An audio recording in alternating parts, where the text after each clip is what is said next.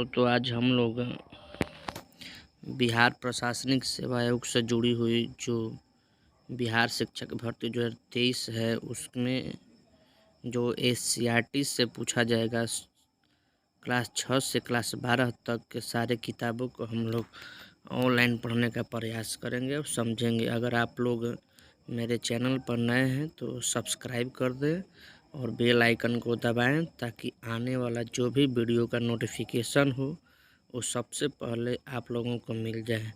हम लोग इस चैनल के माध्यम से एससीईआरटी के सारे किताबों को पढ़ने का प्रयास करेंगे और समझेंगे।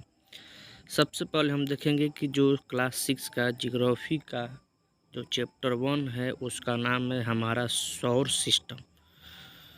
तो कुछ ऐसे एक गोविंद नाम का लड़का होता है, अपने पिताजी के साथ वह रात के समय छत पर लेटा हुआ आकाश को देख रहा था।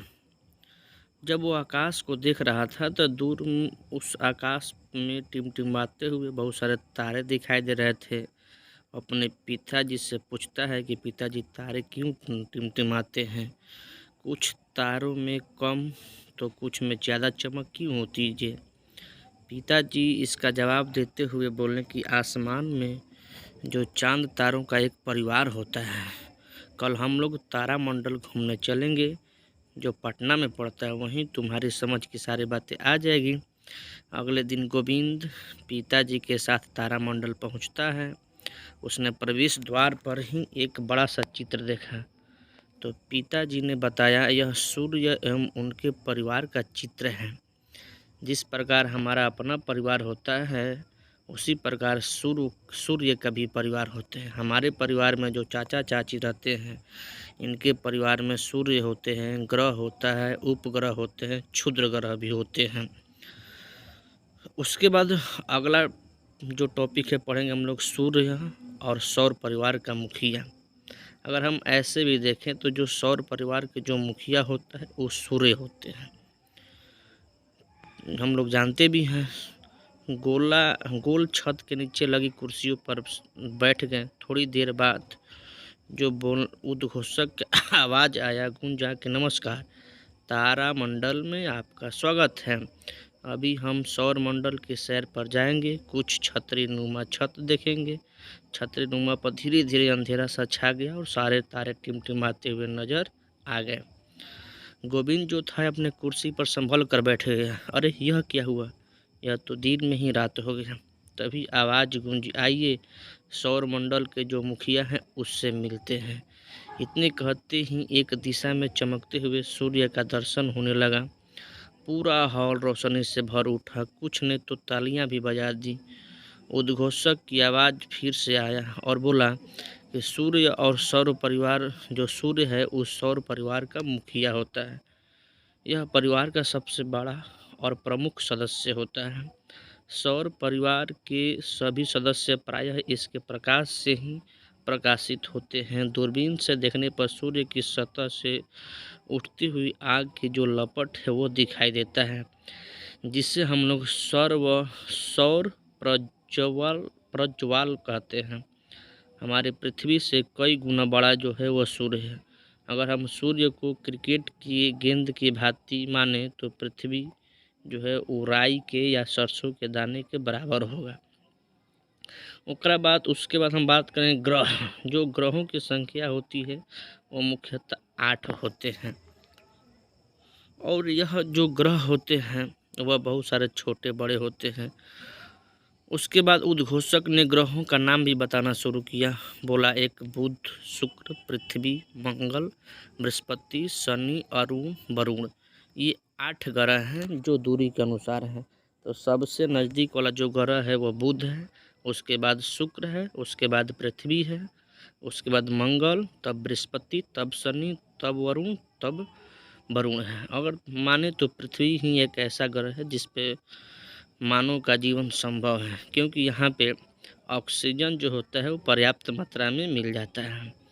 पुनः बताया गया कि जिस तीर जिस गोले में दिख रहा है वह सूर्य के सबसे निकटतम बुध ग्रह, इसीलिए यह सबसे अधिक चमकीला होता है। तीर का निशान एक लाल गोले की ओर इशारा करने लगा और बताया कि यह मंगल ग्रह है। मंगल ग्रह लाल होने के चलते इसे लाल ग्रह भी कहा जाता है। तो अगर क्वेश्चन आएगा कि लाल रंग का ग्रह कौन है, तो मंगल ग्रह है। मंगल ग्रह को किस दूसरे नाम से जाना जाता है, तो लाल ग्रह के नाम से जाना जाता है मंगल ग्रह को, जो आप लोग इसमें देख सकते हैं कि कौन कौन ग्रह है, कहाँ है। उसके बाद आगे अगर हम बात करें तो सभी ग्रह एक निश्चित दूरी बनाकर सूर्य के चारों ओर घूम रहे थे। गोविंद के पिता ने कहा, गौर से देखो, 2 ग्रह ऐसे भी जो हैं जो अन्य ग्रहों के घूमने के दिशा में न घूमकर उल्टी दिशा में घूमते हैं। ग्रह सूर्य के चक्कर लगाते हैं। शनि के चारों ओर के छल्ले दिखाकर उन्होंने बताया कि यह एकमात्र ग्रह है जिसके चारों ओर छल्ले हैं। यानी वह कौन सा ग्रह है जिसके चारों तरफ छल्ले ही छल्ले पाए जाते हैं, तो वह है शनि ग्रह। प्लूटो, जिसकी गणना हम पहले भी कर चुके हैं, अब वह जो ग्रह है वह क्षुद्र ग्रह के संज्ञा में माना जाता है, या भी वह क्षुद्र ग्रह है। आसमान में टिमटिमाते हुए तारे भी दिखाई देते हैं, जो हम लोग आगे देखेंगे। अगर बात करें तो पृथ्वी पर सूर्य का प्रकाश पहुंचने में 8 मिनट 20 सेकेंड का समय लगता है। सूर्य के बाद सबसे नज़दीकी तारे का प्रकाश पृथ्वी तक पहुंचने में लगभग 4 वर्ष लगते हैं। अब हम पढ़ेंगे पृथ्वी, जिस पर हम लोग रहते हैं। अब गोविंद को तारों का रहस्य समझ में आने लगा था। तभी उद्घोषक ने कहा, चलिए अब अपने धरती पर चलें। गोविंद चौंका, अरे हम धरती पर ही तो हैं। छतरी नुमा आसमान पर गोला आकृति उभरने लगी, उसमें कई रंग के धब्बे दिखने लगे। उद्घोषक ने बताया कि यही है हमारी पृथ्वी जिस पर हम रहते हैं। यही वह एकमात्र ग्रह है जहाँ जीवन मिलता है, क्योंकि यहाँ जल एवं जीवन के लिए आवश्यक गैस पाए जाते हैं। अंतरिक्ष से देखने पर पृथ्वी जो है वो नीली नज़र आती है। ऐसा इसलिए होता है क्योंकि वायुमंडल में प्रकाश का जो किरण होती है वो परावर्तित होती है, तथा समुद्र के सतह से नीले रंग का परावर्तन सर्वाधिक होता है। क्योंकि जो हमारा पृथ्वी है वो 71% जल से घिरा है और 29% स्थल है। तो जल की अधिकता होने के कारण जो पृथ्वी है वह ब्लू प्लैनेट या नीला ग्रह के नाम से जाना जाता है। जलीय भाग अधिक रहने के कारण प्रकाश का परावर्तन अधिक होता है, जिससे ग्रह यह नीला दिखाई देता है। अब हम पढ़ेंगे उपग्रहों की सौर। उद्घोषक ने आगे बताया कि ग्रहों के अलावा सौर परिवार में उपग्रह भी होते हैं। गोलाकार छत पर सभी ग्रह उभर आए। कुछ ग्रहों के इर्द गिर्द कुछ गोल पिंड घूमते नजर आ रहे हैं। पृथ्वी के चारों ओर भी एक पिंड घूम रहा है। ध्यान से देखिए, एक आवाज़ गूंजी, यही है चांद। यह चांद जो है वो पृथ्वी का एकमात्र उपग्रह है। जो चांद उपग्रह हैं वह नेचुरल है, प्राकृतिक उपग्रह है। चंद्रमा पृथ्वी के बहुत नज़दीक होने के कारण इतना बड़ा दिखाई देता है। चंद्रमा का प्रकाश पृथ्वी पर लगभग 1.25 सेकेंड में पहुंचता है। चंद्रमा पृथ्वी की एक परिक्रमा करने में 27 दिन 8 घंटे का समय लेता है। इतने ही समय में वह अपने अक्ष पर एक बार घूम जाता है। यही कारण है कि हम सदैव चंद्रमा का एक ही चेहरा देखते हैं। चंद्रमा पर न तो जल है न ही वायु है वहाँ पर। यह दिन में बहुत अधिक गर्म और रात में बहुत अधिक ठंडा रहता है। इसका धरातल जो है वो उबड़ खाबड़ है एवं मिट्टी भी नहीं पाई जाती है। सभी उपग्रह अपने ग्रहों के चारों ओर घूमते हैं। कुछ ग्रहों के तो बहुत सारे ग्रह हैं, किसी के एक भी नहीं है। जैसे बात करें बृहस्पति का, तो बृहस्पति का ग्रह सबसे ज़्यादा है 63। शनि का जो उपग्रह है वो 62 है। बुध और शुक्र का कोई भी उपग्रह नहीं है। शनि ग्रह का एकमात्र उपग्रह है जिसका नाम है टाइटन। उसके बाद एक मंगल को बात करें, जो मंगल ग्रह इसका 2 गो उपग्रह है, एगो होता है फीमोस, एक होता है डीमोस। इसी के साथ जो उद्घोषक ने सभी दर्शकों को तारामंडल पहुंचकर और सौर परिवार वैज्ञानिक जानकारी प्राप्त करने के लिए धन्यवाद दिया। और कहा कि सभी खगोलीय घटनाएं वैज्ञानिक दृष्टिकोण से समझना और जानना चाहिए, न कि परंपरागत एवं अंधविश्वासों से। समाप्त हुआ, सभी लोग बाहर निकल गए। निकलने के बाद गोविंद ने उत्साहपूर्वक कहा, आज मैंने नई नई बातें सीखी। उसके पिताजी ने कहा, उन्होंने कुछ बातें नहीं बताई। सौर परिवार में तारों, ग्रहों एवं उपग्रहों के अतिरिक्त बहुत सारे छोटे छोटे पिंड भी सूर्य का चक्कर लगाते हैं। जो ये छोटे छोटे पिंड सूर्य के चक्कर लगाते हैं, उन्हें क्षुद्र ग्रह के नाम से भी जाना जाता है। ये मंगल एवं बृहस्पति के कक्षाओं में घूमते हैं। जो क्षुद्र ग्रह पाए जाते हैं वह मंगल और बृहस्पति के ही ग्रहों के बीच में पाए जाते हैं। खगोलविद को मानना है कि यह ग्रह के ही टूटे हुए भाग हैं जो आकाश में इधर उधर घूमते रहते हैं। सबसे बड़ा क्षुद्र ग्रह जो है वो सीरस है। सबसे बड़ा जो क्षुद्र ग्रह है वह सीरस है। आप लोगों को यहाँ पर एक टेबल दिखाई देगा जो 8 ग्रहों के बारे में दिया है। उसको आप लोग इस सूची को बहुत अच्छे से निकाल कर इसको स्टडी करें, ताकि इसमें से निश्चित है कि एक आधो क्वेश्चन जरूर आ जाएगा। उसके बाद में